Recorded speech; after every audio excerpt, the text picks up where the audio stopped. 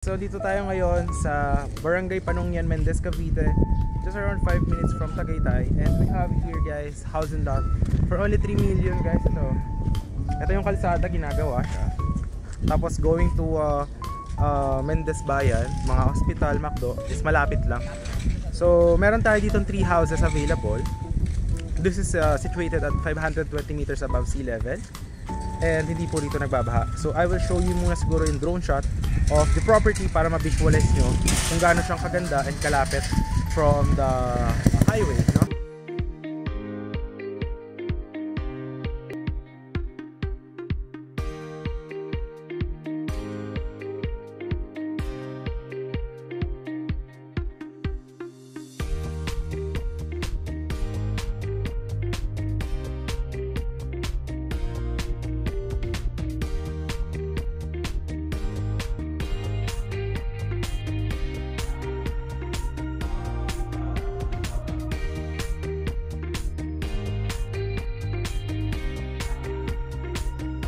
So napakalapit niya lang from the highway, just 1 minute from the barangay road.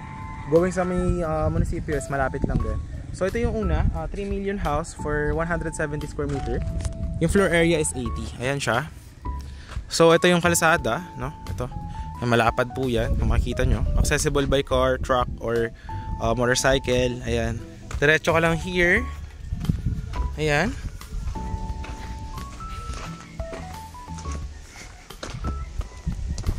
Tapos ito, lalagyan din niya ng kalsada dyan. Alright. Diyan yung mga semento. Ayan, sa sementohan din to. Ayan. 8 meters po yung gagawing kalsada dyan. Ito yung bahay na isa. For 3 million, full finish yan. Turnover is July 15. Ayan. So dito semento to. Ito, hanggang dyan yung property. So merong 1 meter setback. Lalagyan ng bako dyan. Tapos ito may gate, no? Ayan siya, ganyang kalaki, kasya yung 2 car, kahit SUV. Ito lalagyan pa yun ng balcony. Ayan. Hanggang dito yung fence, kasama rin sa package yan, lalagyan ng bakod to. Tapos yan, lahat yan naka sliding windows. Yan. So for only 3 million guys, 170 square meter. Ito kalsada. So yan, napakalamig, no? Ayan, tingnan natin. So ngayon siya pre-selling. Ayan, hanggang dyan yan sa likod, paikot. Dito lalagyan ng balcony yan. Hanggang dyan. Tapos pa ganyan. Ito parking na to. Or kung anong gusto nyo gawin. Garden. Ang laki niya, no? Diba? Ang laki niya. Okay. So ito guys, kasama na rin yung transfer title sa price, no? Ayan. Tapos hanggang dyan. Ayan. Dito full finish yung paint niyan. July 15 ang turnover. Ayan. Pwede na i-down nyo muna is 1M. Tapos pag na-turnover sa inyo, bayaran nyo remaining ng 3M. Yung 10% remaining, pag bayaran nyo na lang pagka nandiyan na yung individual title natin na nakatransfer sa inyo yung title. Ayan. So hanggang dito yung property. Ayan. Lalagyan din ng bakod yan dyan. Hanggang doon, paikot. Ayan. So 1 meter setback. Tapos dito open space. Ayan, mga tanim-tanim. Diyan ako nag-park. Diba? Alright.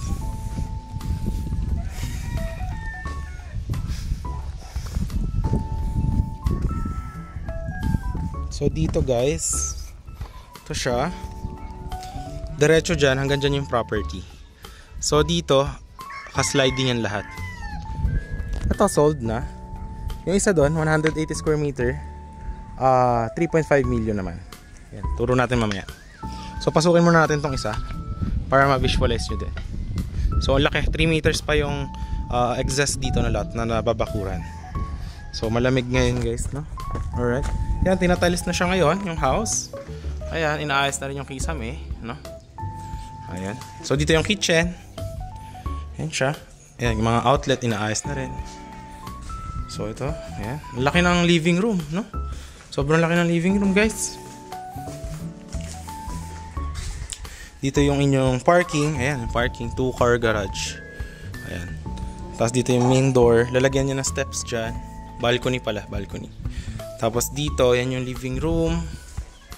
Ang ganda ng view. Ayan. Dito yung isang room. Here. Yan, tinatiles na yan ngayon. Lalagyan nyo ng kisame. Tapos mga sliding. Yung view nyo dyan sa sliding, ang ganda. Diba?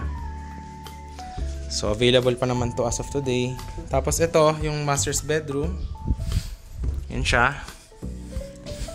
Yan. Ito, master's bedroom. Alright. Kasha, yung ganda rin ng view, no? Yan. Yun yung 180 square meter na 3.5 million. Yan. So, pre-selling pa siya. Ito yung CR, guys, dito. Yan, dito po yung CR. Yan. Diyan lalagyan ng shower. May divider din yan. Alright. Meron din exhaust. So, kompleto yan. May insulation din po yung bubong para hindi po mainit. So, yan. So, yan. Target turnover niyan is July 15. No? Napakaganda. At ang laki ng lote. Ang laki ng lote ng bahay na to. So, yun guys. Ito. Terms niya is cash. 1M down payment. Tapos pag na-turn over sa inyo ng July 15 or 3rd week, deed of sale signing, payaran nyo 90% remaining. Meron na yan, malalagyan nyo ng kuryente tubig. Tapos turn over sa inyo, titiran nyo. Yung 10% remaining naman, bayaran nyo na lang kapag nabigay na sa inyo yung individual title na naka-name sa inyo ni seller. Bali ito title itong property. So kompleto naman tayo sa lahat ng documents dyan. So punta naman tayo sa may 180 square meter house. Okay, third house. Okay, yan, sementohan na to. Umulan lang kasi kanina, kaya hindi na tuloy yung pagbuhos. Pero andyan na nakabang yung mga hollow blocks. Ang semento na itong roads natin, 8 meters. So ito yung 180 square meter na 3.5 million. So yan, yung may flag. Yan, sementohan niya, kalsada. So yung property is from here. Diyan may muhon, padiretso doon. Yan, ito yung bahay. Ang laki ng mas malaki lang ng onti yung kanyang car garage. Ayan. Kasi 180 square meter eh. Yan siya. Ayan, hanggang dito yung muhon. Mas diretso doon. Diyan lalagyan Poso Negro.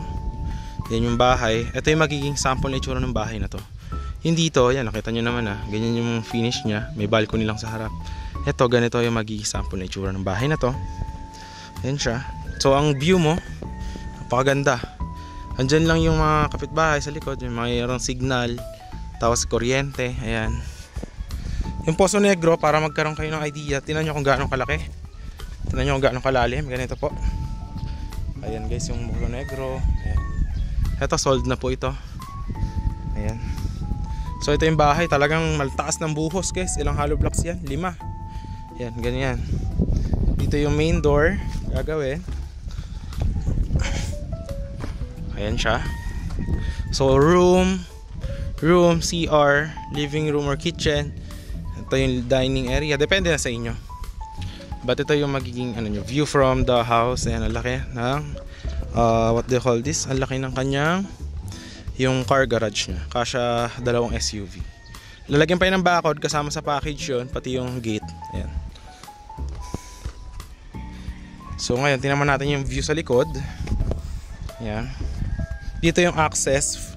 Ito yung CR. Diyan yung access going sa likod. Kasi may lote pa yun sa likod na 3 meters. Ayan, ito. Hanggang dyan yung property sa may flag. Babakuran yan. Tapos pasara dyan. Pag ganon, tapos pasara. So yan yung lot. Ganyan siya. So yun, mahangin dito guys. Ngayon is 12:50 PM and malamig po yung weather ngayon. Medyo mainit pagka ganito, pero pag hapon lamig dito guys. So yun guys, ang terms dito ganun din, 1 million down. Tapos yung pag na-turn over sa inyo to ng August, bayaran nyo remaining balance ng 3 million, 90% nun. Tapos deed of sale signing, turn over sa inyo to. And then pagka tira nyo dito, tapos nakapag na kayo, renovate ng bahay, mga gusto nyo pagawa, kayo na bahala. Tapos yung 10% remaining, bayaran nyo na lang pagka nabigay na sa inyo individual title for this one. So yun, ayun lang naman yung ating property tour for today. So pre-selling to, yun ang pinakamabilis mata-turnover yan. So 3M yun. So actually mura na talaga yan, no? Na-negotiable na po yun. Sulit na siya sa presyo na yan, no? Kasi this is just 5 minutes from Tagaytay, located at Barangay Panungyan 1, Mendez, Cavite. 520 meters above sea level. Tapos yun, hindi siya subdivision, walang mga monthly dues, walang mga construction bond, no? So ano lang siya, ayan, yung mga bahayan din dyan. Ganyan. So yun, yun lang naman guys. Yung sa semento ko na rin to this week. Yan yung kalsada. Alright.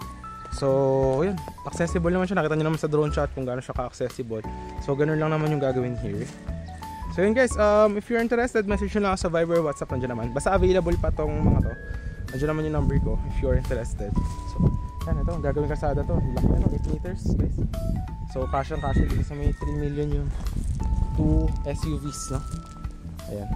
So yun lang guys, wala sa panonood ngayon. Ilalagay ko na lang yung sample na finish natin na mga project para mag-idea kayo ng mga sample natin natapos na. Ganun din yung magiging itsura ng mga in here. Bye bye!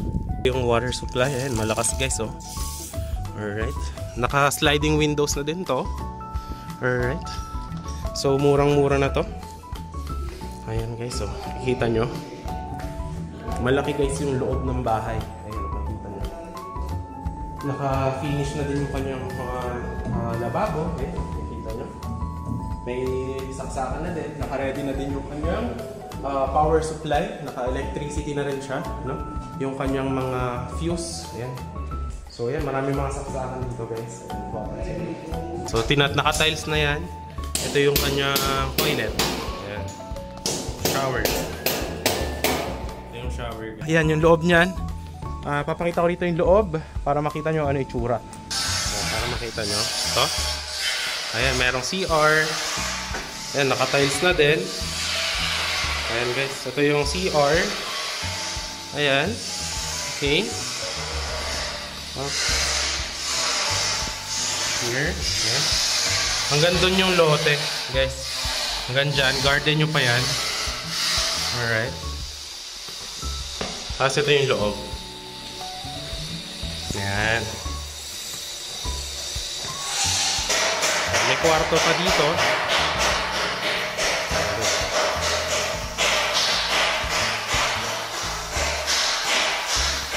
Ayan guys.